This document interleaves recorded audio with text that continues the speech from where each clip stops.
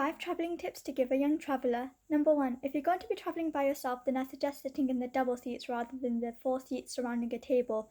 The reason for this is that these seats are usually occupied by family and friends that are travelling. So if you're travelling alone, the best place to sit is in the double seats. Number 2. Listen closely to the announcements when you first board the train.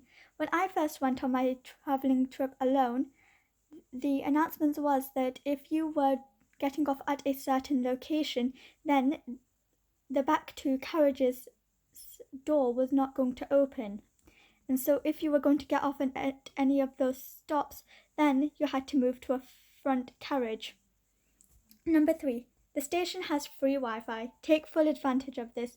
Do you have any texts you need to send? Do you have any places you need to look up on Google Maps? It's better to do so now than to use your precious data.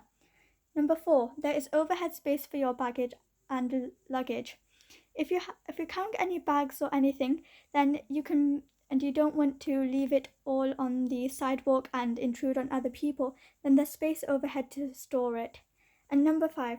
Depending on your train, it can range from overcrowded to barely any people being on there. If you're someone that really wants to have their own seat, then you can reserve one online.